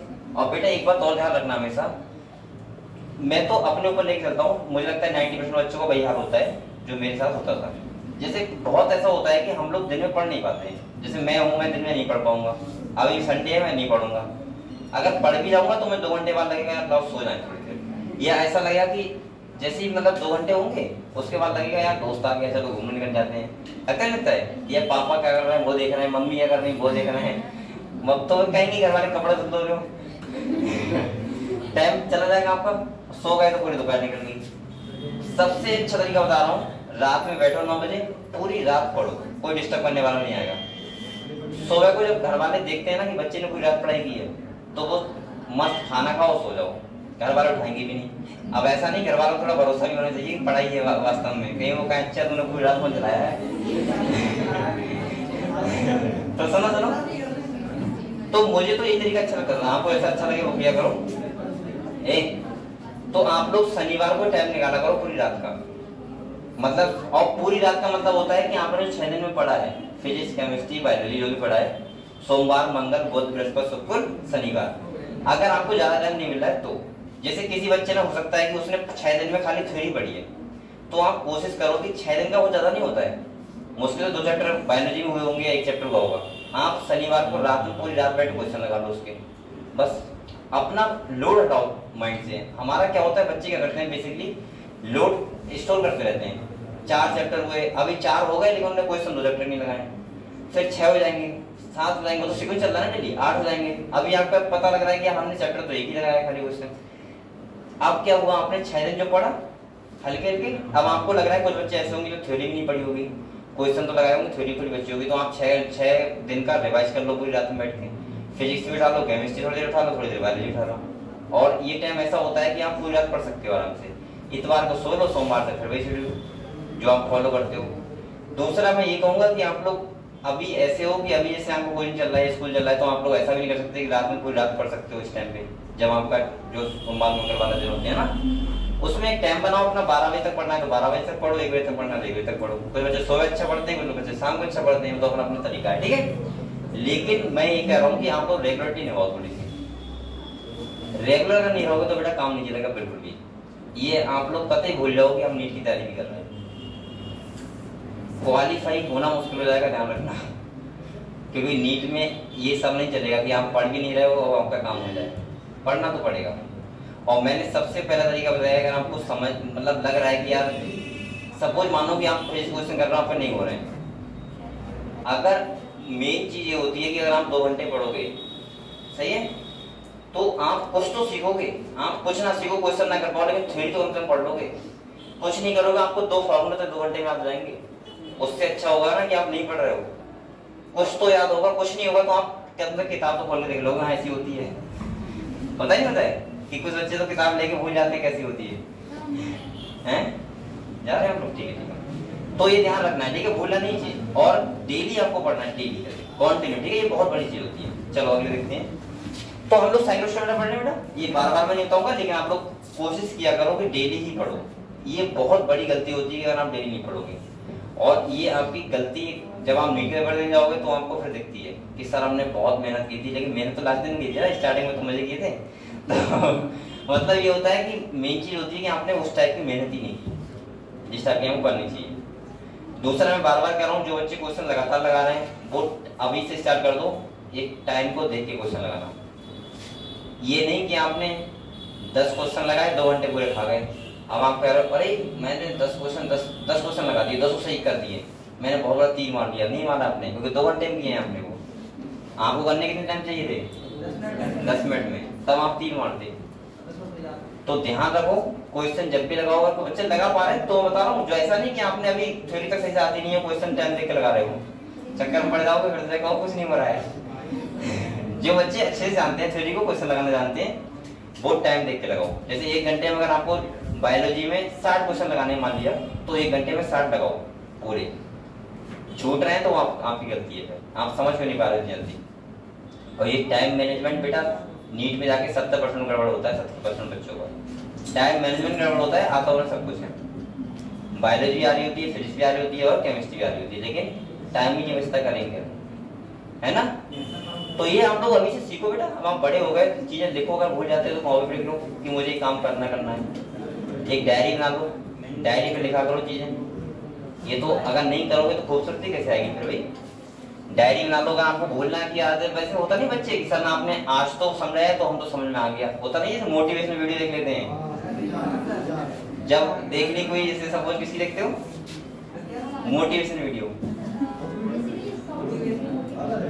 सॉन्ग पे आते हैं ना वीडियो, बच्चे देखते हैं, किसी देखा आपने? मैं तो बहुत देखता था, बहुत का मतलब देख लेता था मुझे। अच्छा आज भी चलती देखते हुए ऐसे, वो क्या नाम उसका, अरे वो है नहीं, संदीप माहेश्वरी।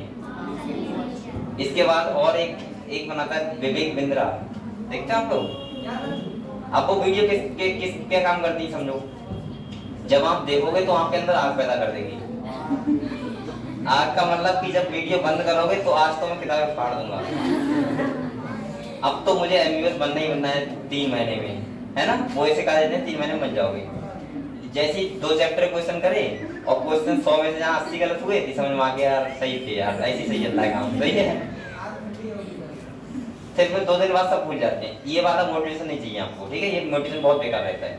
मैंने बार बार बोला है बेटा, आपके लिए मोटिवेशन आपका फैमिली है, आपके पेरेंट्स हैं, मम्मी पापा हैं, जिसको आप हर टाइम देखते हो। अगर उनको देख के आप लोग मोटिवेट हो गए तो ज्यादा बेस्ट रहेगा। जो आपके सामने 24 घंटे रहते हैं, अगर आप देखोगे कि यार मुझे मेरे घर की कंडीशंस कैसी हैं, आप देखोगे मेरे फादर कितना मेहनत करते हैं, मम्मी कितनी आसान लगाए बैठी कि बच्चे का ये हो जाए, सबसे बड़ा मोटिवेशन वही होता है। बाहर रहते हो शाम को बात किया करो घर पे, है ना, और घर पे रहते हो तो आपको सामने दिखता ही सब कुछ है। और इससे बड़ा मुझे लग रहा है मोटिवेशन दुनिया में कोई देने वाला नहीं है, मैं भी आपको नहीं दे पाऊंगा। मोटिवेशन जैसे देता हूं ना है, वो हमारे अंदर से आएगा, वो अलग फीलिंग होती है। और जिस दिन आपके अंदर से फीलिंग आ गई ये वाली कि आपने देख लिया भावनाओं को अपने फादर और मदर की, तो मुझे लगता है उसके बाद फिर आपको मोटिवेशन जरूरत नहीं पड़ेगी, आपको अपने आप से आप एनर्जी फुल होगी, ठीक है। और ये चीज आप लोग महसूस किया करो। कभी कभी बच्चे होते हैं ना, बचते हैं अपने पापा से बात करते हुए। अब कुछ तो फादर ऐसे होते हैं, वो सोचते हैं क्या बात करोगे, कह भी दिया हाँ आपसे बात करना चाह रहे हैं, क्या बात करोगे बताओ। लेकिन आप लोग थोड़ा उनके दर्द को महसूस किया करो कि वो कहाँ से रुपए लेके आते हैं, कैसे मेहनत करते हैं और कैसी कैसी चीजों को सहते हैं, समझ रहे हो, एक बच्चे को पढ़ाने के लिए, ठीक है। और मुझे लगता है बेटा आपके पेरेंट्स सबके, आप लोग यहाँ बैठे तो सब मिडिल ही हो गए, मुझे पता है मिडिल क्लास लोग बहुत ज्यादा हाई तो नहीं हो गए, तो जैसे मैं हूँ वैसे आप सब लोग हो। तो बेसिकली मैं आपको बताऊँ कि हमारे पेरेंट्स का कितना अंदर वो होता है ना कि अपने बच्चे से आस होती है कि बच्चा ये करेगा, वो सबसे हाई होती है। मैं साफ साफ बोल रहा हूँ, आपके पेरेंट्स को सबसे ज्यादा खुशी उस दिन होगी जिस दिन आप, ये नहीं करो डॉक्टर बनोगे, मतलब जिस दिन कोई अच्छा काम करोगे, डॉक्टर बन जाओ, टीचर बन जाओ, जो भी बन जाओ, अच्छा काम करोगे, सबसे ज्यादा खुशी होती है। बकाया उनके पास उनके लिए पैसा दौलत सब बेकार होती है, एक काम चलाओ होती है लेकिन उससे ऊपर फिर बेकार होती है, ठीक है। चलो अब आते हैं टॉपिक पे। और ये आपको मोटिवेट डेली नहीं करूंगा, आप लोग समझ लो एक बार में, ठीक है। और बेटा बार बार ये बताना बेकार है, आप लोग साफ साफ पढ़ाई करना स्टार्ट करो सब बच्चे। मैं समझता हूँ IQ लेवल अलग होता है, कुछ बच्चे देर में समझते हैं, कुछ बच्चे जल्दी समझते हैं। लेकिन मैं आपको ऐसे एग्जाम्पल दिखा दूंगा। मेरा क्लासमेट 60% 12th में, 60% 12th में, सोच सकते हो 60% कितनी होती है, एक अनुमान मिल सकता कि उसने पहली बार में क्वालिफाई कर लिया था MBBS और मेरे से नहीं हो पाया। अब समझ सकते हो आप लोग, एक मोटिवेशन नहीं है लेकिन एक मेहनत है खाली बस। और मेरी उससे इतनी ज्यादा परसेंटेज है, मैं पढ़, लेकिन मेरा फिजिक्स थोड़ा बेकार था, उसमें कोई मतलब नहीं होता कि सिलेक्शन होता भी क्यों होता भाई जब मेरी फिजिक्स नहीं थी तो, लेकिन उसका हो गया। ये बात मैं बता रहा हूँ आपको, पहली बार में, दूसरी बार भी। अब मुझे लग रहा है यहाँ पे जितने बच्चे बैठे हैं सबका लगभग 60% प्लस होगा, 60 से तो प्लस सबका ही होगा। ऐसा कोई है 60 से नीचे भी है? बताओ शर्माओ मत, मैं कोई ऐसा नहीं कुछ कर पाऊंगा आपसे। कितना है? चलो कोई बात नहीं, लेकिन सोचो अब 60% वाला अगर पहली साल में सिलेक्शन ले, और मेरा कभी सामने का एग्जांपल ऐसा नहीं है, मैं झूठ बोल रहा हूँ, नवागन का बच्चा है जीएस मैरी का, और जो 2014 में मेरा बैच था, आप संपर्क कर सकते हो उससे, पहली बार में सिलेक्शन दिया था और परसेंटेज कितना था 60, और वो भी यूपी बोर्ड से। सोचो, उसका ये भी बहाना नहीं था कि भाई मैं तो सीबीएसई से नहीं हूँ, मैं तो यूपी बोर्ड से हूँ, कैसे कर पाऊंगा, ये भी बहाना नहीं था उसका। समझ रहे हो? तो आप लोग बहाने बनाना बंद करो, पढ़ाई करना स्टार्ट कर दो, ठीक है, मेहनत से। चलो अगले देखो, साइक्लोस्टोमेटा में आपको पता है वर्टिब्रेट्स का मैंने 2 पार्ट में डिवाइड किया था, एजिनाथा और जीनाथोस्टोमेटा। एजिनाथा का क्लास कौन सा है? साइक्लोस्टोमेटा। पढ़े इसके बारे में? ठीक है, अब इसके बारे में थोड़ा सा डिटेल में है तो देख लेते हैं। देखो यहाँ कह रहा है all living members of the class Cyclostomata are ectoparasite. Ectoparasite का मतलब क्या होता है बेटा? ये बाहर से रहेंगे होस्ट बॉडी में, यानी कि बाहर से बड़ी बड़ी मछलियों के ऊपर रहते हैं, ठीक है। और कह रहा है ऑन सम फिशेस, ठीक है, they have an elongate body. Elongate का मतलब होता है मछली की बॉडी होती है लंबी लंबी नौकाकार, उसको बोलते हैं elongated body.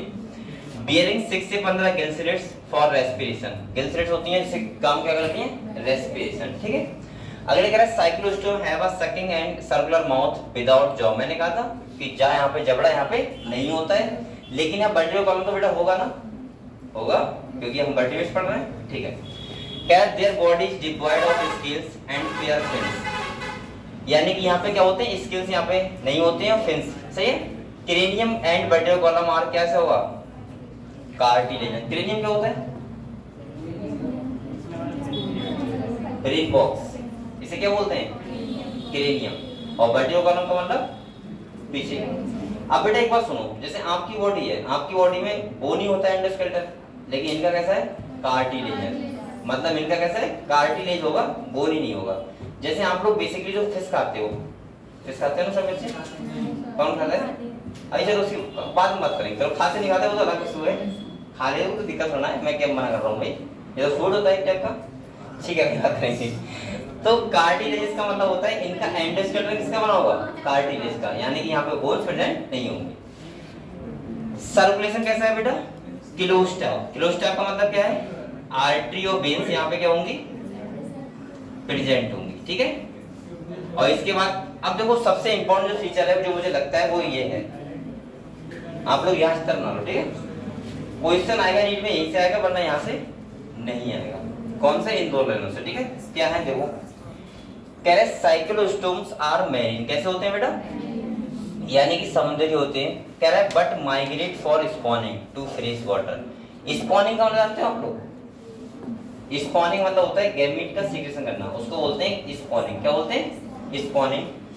After spawning within a few days they die their larva after metamorphosis return to the.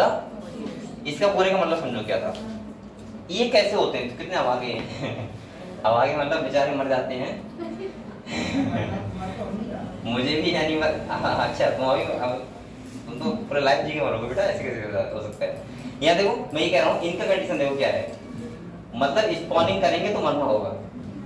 अब ये नहीं समझ रहे आप लोग? मतलब बच्चे पैदा करेंगे तो मरना होगा, ऐसा समझ लो साफ साफ, ठीक है।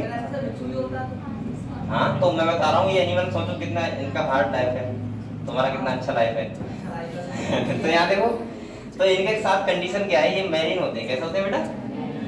लेकिन जब स्पॉनिंग करने जाते हो कहाँ जाएंगे? फ्रेश वाटर में। और मैंने आपको साफ साफ बताया अगर कोई एनिमल मैरीन वाला है और वो जाएगा किसमें? तो मर ही जाएगा। और भाई इनके साथ होता है फ्रेश वाटर में जाने के बाद ये मर जाते हैं। और इनके जो लार्वा होंगे वो अडल्ट में कन्वर्ट होने के बाद फिर से कहाँ जाएंगे? ओशियन में।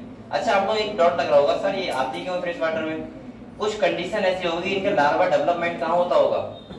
फ्रेश वाटर में। समुद्र में डेवलपमेंट नहीं होता होगा। समझ गए आप लोग? तो इसका मतलब इनकी जो कहानी किस कैसी है? गड़बड़ सी। अगले लोग कह रहा है रिटर्न टू द ओशियन। तो आप लोग समझ गए, ये इसका इंपॉर्टेंट पॉइंट था। अगर क्वेश्चन आएगा तो यहीं से आएगा नीट में, वरना नहीं आएगा। एग्जाम्पल देख लो, पहला कौन सा है? पेट्रोमाइजोन जिसे लैम्प्रे बोलते हैं, और माइक्जीन जिसे बोलते हैं हैगफिश, ठीक है। दो एग्जाम्पल है। तो हमने यहाँ क्या क्या देखा? देखो सुनो फिर से, आप लोगों को पता है इनके पास 6 से 15 गिल स्लिट्स होते हैं रेस्पिरेशन के लिए। दूसरा इनका बॉडी इलोंगेट होता है, जॉ एब्सेंट होता है, माउथ सर्कुलर होता है, इलोंगेटेड बॉडी होगा, ठीक है, ये सब पता है आपको। वर्टिब्रल कॉलम कैसा होगा? कार्टिलेजनस। कैसा होगा? कार्टिलेजनस होगा। और ये रहेंगे एक्टोपैरासाइट की तरह, मतलब दूसरे एनिमल के ऊपर, सही है, मछलियों के ऊपर। और उसके बाद अगर हम बात करें तो मैंने इम्पोर्टेंट फीचर बताया कि ये क्या करते हैं, स्पॉनिंग करते हैं, स्पॉनिंग करने फ्रेश वाटर में जाते हैं, होते कहते हैं मैरिन। कैसे होते हैं?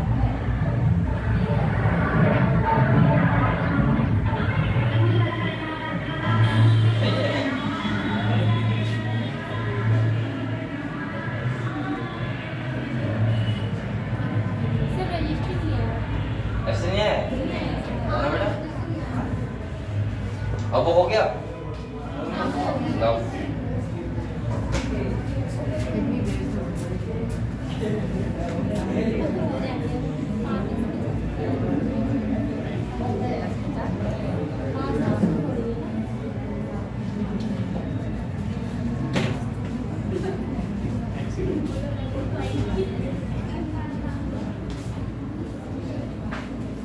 आज बनिया है ना, मेरे पास है पाल हैं,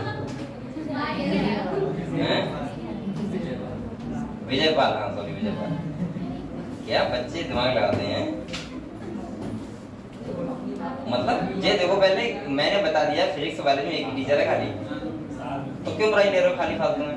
और ये बुराई लेने का मतलब नहीं है, ये हमारी वजह से खाली पढ़ रहा था। हम लोग इन लोगों को बहुत सपोर्ट करते हैं जो भी बच्चे हमसे पढ़ते हैं।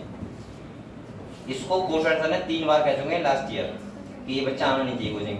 मैंने खुद कहा था, मैंने कहा यार वो कह देते हैं तुमसे, तुम कह दिया करो मुझसे, और मैं इग्नोर कर दिया करूँ, कोई बात नहीं। मुझे लगता है कोई बच्चा बेचारा अगर पढ़ लेगा यहाँ पे तो कोई दिक्कत होना, सबके लिए कोचिंग है। लेकिन तुम ऐसे ही हमारे बारे में सोच रहे, सोचो कितनी गलत बात है। और हम कितना मेहनत से पढ़ाते हैं आप लोगों को। अब उससे मना कर दिया, ठीक रहा, क्या क्या हो गया? उससे शायद मना कर दिया ना? नहीं, मना कर दिया उसने, उसी ने वो नहीं कर दिया था, मैंने नहीं कहा था कुछ। हाँ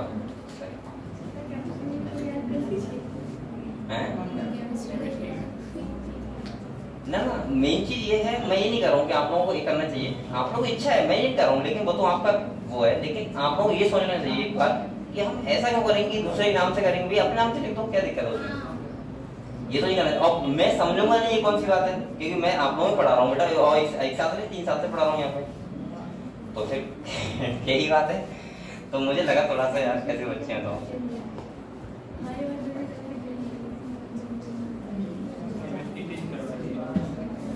वो आपका इशू है। आप देखिए, मैं कभी कम मना कर रहा हूँ भाई, मैं तो सोचता हूँ कि आपको इतना बेस्ट मिल सके उतना बेस्ट मिले, मैं तो हमेशा सोचता हूँ।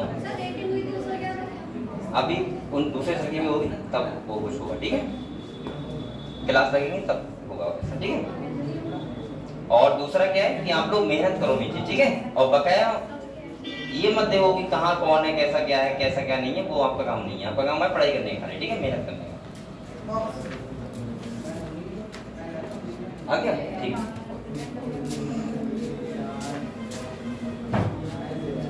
बेटा ये बताओ आप लोग, ये चीज समझ गए आप लोग, सब बच्चे समझ गए? अब अगले हम बात करते हैं।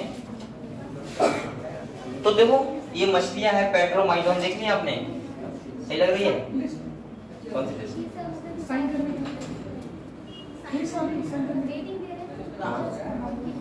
तुमने नहीं किया? तुम लोगों ने नहीं किया? तो करो। तो बेटा इसके बाद आप लोग बताओ, साइक्लोस्टोमेटर समझ गए सभी बच्चे? आप लोग बात करेंगे इसकी कॉर्डिस्टाइज। किसकी बात करेंगे बेटा? कॉर्डिस्टाइज।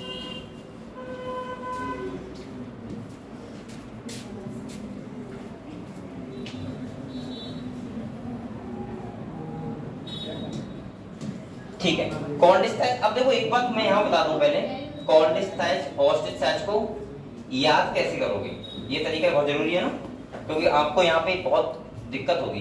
दिक्कत वैसे नहीं होगी लेकिन होगी, क्योंकि आपको ऐसा है, इन दोनों जो क्लासेस है इसमें हम मछलियों के बारे में पढ़ते हैं। किस बारे में पढ़ते हैं? मछली यानी कि फिशेस के बारे में पढ़ते हैं, कॉर्डिस्टाइज में भी और ऑस्टिसाइज में भी। तो बेसिकली आपको ध्यान ऐसे रखना है कि अब देखो मछलियां 2 टाइप की होती हैं, एक होती है बोफिश जो फ्रेश वाटर में रहती हैं, और एक वो जो मैरीन वाटर में रहती हैं। आपको एक बात पता है, आप लोग उधर गए नहीं समुद्र की तरफ, जब आप घूमने जाओगे तो आपको पता लगेगा कि बहुत सारी जगह ऐसी होती हैं सी फूड मिलता है। सुना है आपने ये बात? नहीं सुना है? वहां खाली सी फूड ही होगा, मतलब समुद्र के जो एनिमल होंगे वही मिलेंगे आपको खाने के लिए। अब भाई समुद्र के एनिमल क्या क्या होते हैं सबको आपको लिखा होगा वैरायटी कि आपको टिड्डा खाना है, ओके खाना है। अब टिड्डा नहीं हो, सॉरी गलत बोलता हूँ, लेकिन समुद्री एनिमल जितने होते हैं, सही है, जैसे स्टार फिश शायद लिखी हो वहाँ पे। इसके बाद आपका ऑक्टोपस हो गया, जो भी मिलते हैं, अब मैं तो नहीं जानता हूँ इतना ज्यादा। आपको पता है सी फूड बोलते हैं उसे, बहुत लोग खाते हैं उसको और बताते हैं बहुत टेस्टी लगता है। और चाइना में तो पता नहीं क्या खाते हैं, आपको ये भी पता है?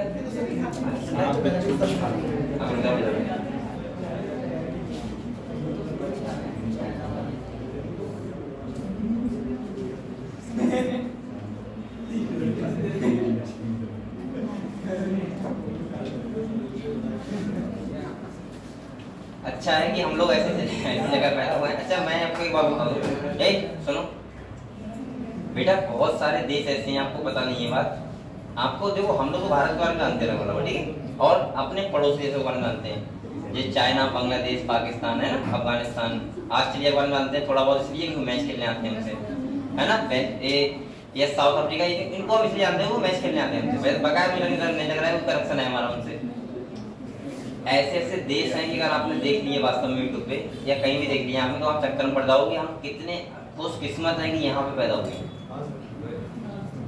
और बेटा उसमें भी बहुत ज्यादा खुशकिस्मत है कि हम लोग बरेली या पीलीभीत में पैदा हुए हैं, यूपी में पैदा हुए। ये बात आप लोग समझ तब आएगी जब आप इधर साइड में जाना, कभी दिल्ली साइड में या फिर इधर कानपुर साइड में, एक एक गिलास पानी गिर कर जाओगे, समझ रहे हो। और यहाँ पे हम लोग मोटर चल रहा होता है, टंकी चल रही होती है, सही है, बात कर रहे होते हैं, लेकिन चल रहे तो क्या कर रहे हैं। लेकिन ऐसी जगह परेशान हो जाओगे। सुन लो बेटा, सुन लो मेरी बात, सुन लो, आपस में बात करने लगे। और मैंने एक देश देखा था, शायद अभी परसों देखा था, मुझे इंटरेस्ट है थोड़ा सा जानने में ये चीजें, तो वहां के लोग देख के मुझे डर लग रहा था। सोचो, मतलब वो लोग इतने गरीब थे कि वो जानते नहीं थे कार कैसी होती है। अभी भी इस टाइम पे सोचो, कोई था, नाम था बरवंटी, पता नहीं कुछ नाम था ऐसा। सुनो, सबसे गरीब देश के साथ वही, और वहाँ के लोग, मतलब ये मैंने देखा था, वहाँ दिखा रहे थे कुछ कि एक फैमिली में 10-10 लोग रह रहे हैं, खाने के लिए उन्हें इतना संघर्ष करना पड़ता है कि आप लोग जितना, मतलब एक हिसाब से आप लोग सोचोगे मेरी लाइफ का सबसे बेस्ट जो कठिन काम है, वो ऐसा संघर्ष में डेली करना पड़ता है, बस खाली जिंदा रहने के लिए, समझ रहे हो। तो ऐसे भी जगह हैं जहाँ हॉस्पिटल नाम की कोई चीज नहीं है, स्कूल नाम की कोई चीज नहीं है, आप लोग बहुत अच्छे हो जो यहाँ पे सोचो कितना ज्यादा सब कुछ मिल रहा है आपको, जानते हो सब कुछ कि ऐसा भी होता है, कंप्यूटर चलाते हो, फोन चलाते हो, है ना, तो अच्छी बात है। तो आप लोग इसीलिए पढ़ाई करते हैं, वरना उन्हीं जैसे भेज दी जाओगे। यहाँ देखो, तो मैं ये बता रहा हूँ आपको कि ये याद कैसे करना है, कॉन्डिस्टाइच और ऑस्टिसाइच। आप लोग इन दोनों में कॉम्परिजन करना, कॉम्परिजन का मतलब एक साथ याद करना, कॉन्डिस्टाइच और क्योंकि दोनों में मछलियां आती हैं। क्या था बेटा, दोनों मछलियां आती है। तो देखो कैसे याद करेंगे, ऐसे याद करेंगे। अगर आपका सबसे पहले क्या है बेटा, कॉन्डिस्टाइच, कौन सा है, और इधर कौन सा है, ऑस्टिसाइच। तो चाहो तो आप किताब में डिफरेंस लिख लेना, कॉपी में मैं लिखवा दूंगा आपको, ठीक है, कौन कौन से मेन डिफरेंस है जो यहाँ से क्वेश्चन आ सकता है। या तो आप लोग ऐसे याद करना कि ये वाला याद करो, साथ में वो माइंड में रखना। जैसे मैं आपको बता दूं, जैसे पहला क्लास कॉन्डिस्टाइच है, सी फॉर कॉन्डिस्टाइच और सी फॉर इनका जो एंडोस्केलेटन होगा कैसा होगा, कार्टिलेजिनस। कैसा होगा बेटा, यहाँ ध्यान रखना, सी फॉर कार्टिलेजिनस, तो इनको बोलते हैं हम लोग कार्टिलेजिनस फिश। अब इसका अपोजिट बताओ आप लोग, जब ये कार्टिलेजिनस है तो वो कैसे होंगी, वो नहीं, कैसे होंगी, ऐसे यहाँ बात कर लेना, ठीक है, यहाँ से अपोजिट। तो देखो कैसे, देखो कह रहा है दे आर मैरीन। अब ये समुद्री है तो वो कैसी होंगी, फ्रेश वाटर और समुद्री दोनों, समझ गए। अगर ये खाली मैरीन है तो वो कैसी होंगी, फ्रेश वाटर, ऐसे याद कर लो, ये याद कर लो, फ्रेश वाटर और मैरीन दोनों। अगले कह रहे हैं विद स्ट्रीमलाइन बॉडी। अब बेटा मछलियां हैं तो दोनों की बॉडी कैसी होगी। अब ऐसा ना कि मछलियां कोई कुत्ते के शेप में होंगी, भाई मछलियां तो नौका वाली होंगी, नौका कर मतलब वो वही शेप होगी मछलियों को होती है। अगले कह रहे हैं एंड है कार्टिलेजिनस। अब यहाँ पे बताओ कार्टिलेजिनस, तो वहां पे कैसा होगा, बोनी। कैसा होगा, समझ रहे हो कैसे याद करना है, मतलब एक का याद करो दूसरे का अपने आप से याद हो जाएगा, उसका अपोजिट, ठीक है। अगले देखो, चाहो तो मैं कॉपी आप लोग निकाल लो, अगर साथ चाहो तो वो लिख लो, साथ साथ लिख लो, ले आप मैं पहले पढ़ा दूं पहले, ठीक है, तभी लिखवा दूंगा, ठीक है। अगले कह रहे हैं एंडोस्केलेटन, यानी इनका कैसा है बेटा कार्टिलेजस। इसका मतलब ये हुआ समुद्र में जो मछलियां पाई जाती है उनका एंडोस्केलेटन कैसा होता है कार्टिलेजस, और जो हमारे तरफ पाई जाती है उनका कैसा होता है बोनी। समझ गए? आपने तो खाई है मछलियां, बहुत बच्चों ने खाई होंगी। कैसे खाई हैं मछलियां? मछली खाई है तो उसमें कांटे वाटे निकालते हो नहीं निकालते हो हैं? चलो ऐसे खा लेते हो? निकालते हो?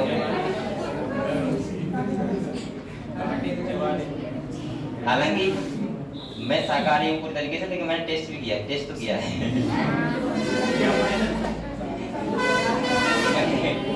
मैं थोड़ा अलग शाकाहारी हूँ, मतलब बाहर के लिए शाकाहारी नहीं हूँ, घर के लिए शाकाहारी। ये इस टाइप का हूँ, दोनों टाइप का हूँ। जो वो कहते नहीं, क्या कहते नहीं, चुपके वाला शाकाहारी हूँ, मतलब चुपके वाला सर्वाहारी हूँ, वैसे वाला शाकाहारी हूँ। जैसे अगर घर में किसी को पता लग गया तो घर नहीं आने देंगे कभी लाइफ ये चल रही है, लेकिन मैं इतना कट करवा दूंगा, कोई दिक्कत नहीं। क्योंकि आपको पता कुछ होता है, और लेकिन मैं वैसे टेस्ट सबका ले चुका हूँ थोड़ा थोड़ा, क्योंकि मुझे इंटरेस्ट आता है ना। भाई दिक्कत क्या है, फूड है। और हमेशा ध्यान रखना, जैसे कोई खाता है या नहीं खाता, ये मत सोचना कि हम नहीं खाते तो महान आदमी है, ऐसा कभी मत सोचना ना। क्योंकि बेटा बहुत सारे लोग ऐसे हैं जो खाते हैं और उनके देश में फूड है, मेन फूड है, भाई क्या करोगे? जैसे हम कोलकाता में मछली एक आम चीज है और डॉक्टर बताएगा तो नहीं खाओगे, इसमें बेकार क्या है? ये मत मानना कि हम महान आदमी, ये मानना कि नहीं खाते हैं, ठीक है कोई बात नहीं है। लेकिन अगर कोई ये कह रहा है कि मैं नहीं खाता हूँ तो मैं लाइट मार रहा हूँ, ये मैं चमक रहा हूँ नहीं खाता हूँ, तो ही गलत बात है। ठीक है, वो तो अपना अपना एक क्या है भाई, अपना एक पसंदीदा है, आपको कुछ अच्छा लगता है, दूसरे को ऐसे सब्जी नहीं होता है क्या? किसी को लौकी अच्छी लगती है, किसी को बहुत बेकार लगती है, वही हिसाब है। जैसे कुछ चीजें ऐसी नहीं होती जो आपको बहुत बेकार लगती होंगी, कि ऐसे बहुत सारे बच्चे होंगे, मैं पूछूं तो उन्हें एक का सब्जी ऐसी लगती होगी, वो कभी बनती हो तो बेकार लगती है ना, होता है ना, होता है। और किसी को ऐसा होता है कि भाई बहुत फेवरेट होती है, तो वही चीज यही है इसके साथ है। ठीक है, चलो अगला आप लोग सोलो कर रहे हो बेटा, अभी टाइम नहीं हुआ है, तब देखो करें। यहाँ देखो अगले कह रहा है माउथ इज लोकेटेड बेटा बोलो मत, यहाँ समझ लो। माउथ इनका कैसा है वेंट्रल, वेंट्रल समझ रहे हो आप तो आगे वाली साइड में, और उनका कैसा होगा टर्मिनल। जैसे यहाँ समझो, यहाँ देखो बेटा, इसका माउथ जो होगा, इनका माउथ कैसा होगा यहाँ पे, और ये कैसा है वेंट्रल। कैसा है बेटा? ये देखो जैसे मछली है, मान लिया एक ऐसी मछली है, ऐसी बनाते हैं, इसका माउथ ऐसे है, यहाँ पे है, तो इसका मतलब कैसा होगा वेंट्रल। कैसा होगा बेटा? अगर टर्मिनल है तो इसका मतलब कैसा होगा, देखो ऐसे ऐसे होगा, समझे?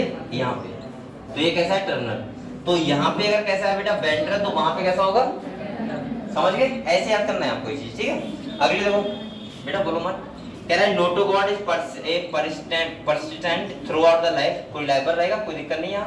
अगले कह रहा है gill slits are separate and without operculum, और वहां पे अपर गुलम होता है, इसे बोलते हैं गिल कवर, तो यहाँ सेंटर वहां पे क्या होगा प्रेजेंट। अगले कह रहा है स्किन स्टफ कंटेनिंग माइन्यूट, अब यहाँ पे स्केल होती है प्लेकोइड, कैसे होते हैं बेटा, और वहां पे कैसे होंगे साइक्लोइड। हाँ साइक्लोइड टीना, ठीक है, तो साइक्लोइड ध्यान रखना। Teeth are modified placoid scale which are backwardly directed. Their jaw are very powerful. कैसा होता है? Powerful होता है। These animals are predaceous. Predaceous समझ रहे क्या होते हैं? यानी शिकार करने वाले। सही है? Due to the अब देखो यहाँ पे क्या लिखा है? Due to the absence of air bladder, they have to swim constantly to avoid sinking. अब एक बात सुनो आप लोग। आपको क्या लग रहा है कि मछलियाँ डूबती नहीं है? क्या लगता है आपको? हैं? आपको ऐसा लगता है कि पानी, मछलियाँ तो पानी में रहती हैं, डूबती तो ना होंगी। बेटा मछली भी डूब जाती हैं, आपको पता है ये बात? ऐसा होगा ना कि हम ही डूबते हैं पानी, मछलियाँ डूब जाती हैं। मैं आपको बता दूं, बोलो मत, मछलियों का भी एक अपना एरिया होता है कि उनको कितनी गहराई तक रहना है, उसके बाद किस एनिमल को रहना है, उसके बाद किस एनिमल को रहना है, ऐसे से आप लोग हो डिवाइड। अब कोई कहे कि आप लोग यहाँ से 1000 मीटर ऊपर रहो, जाके रह लोगे क्या?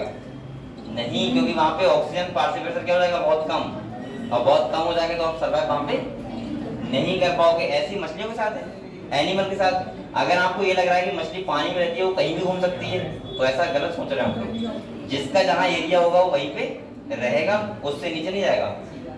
आप लोग बेटा बोलो मत, बोल कर रहे भाई, क्या होगा? लड़ाई हो रही है? नहीं मत करो, यहाँ देखो और बातें कर रहे भाई।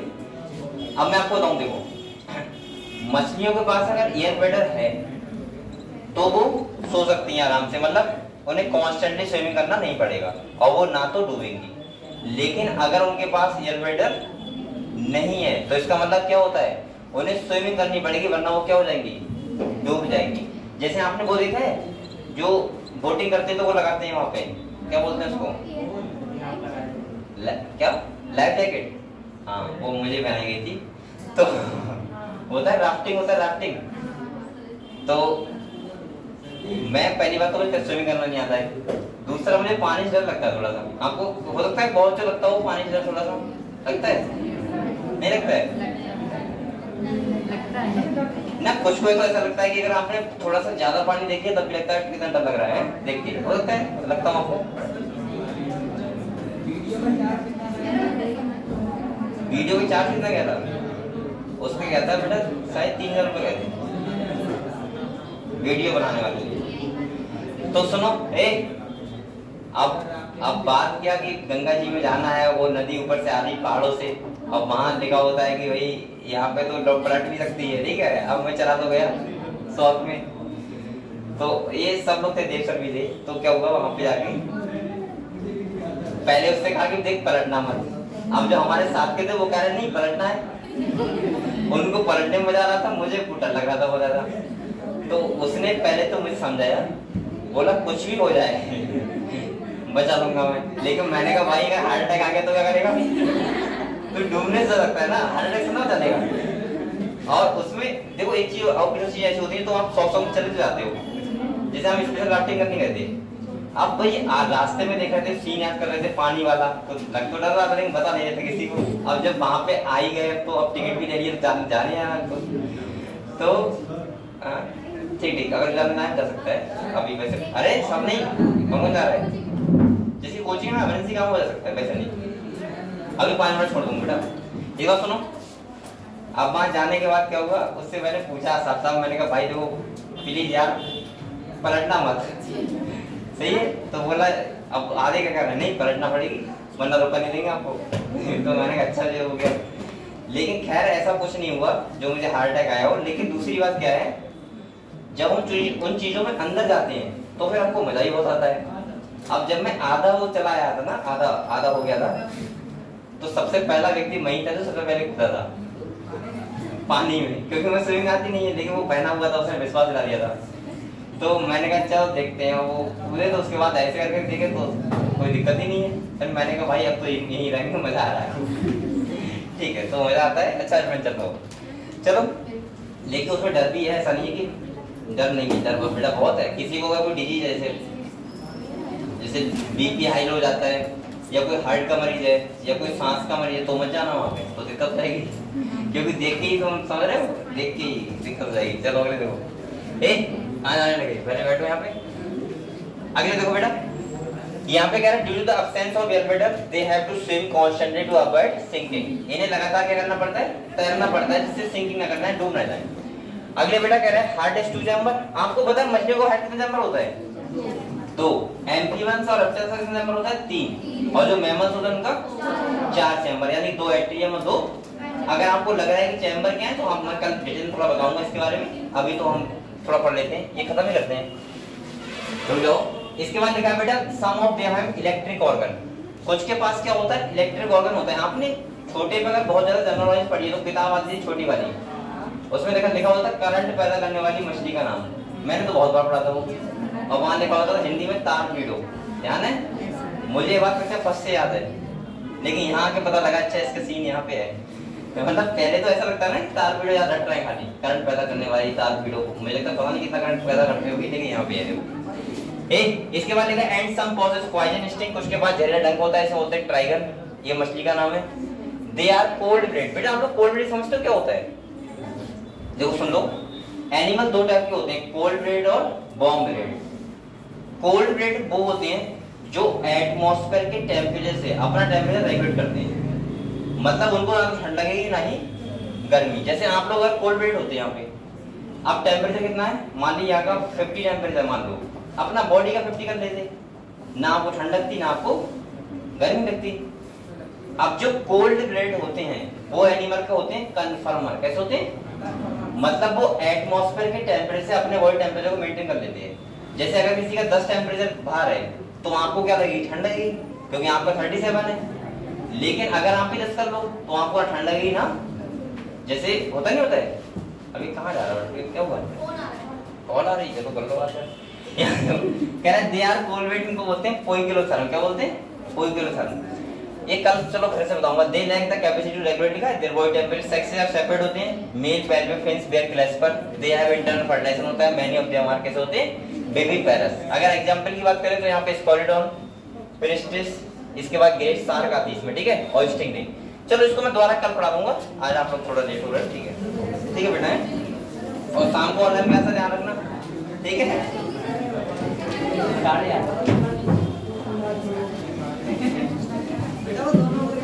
जिसके पास पीडीएफ ना हो निकाल लेना, ठीक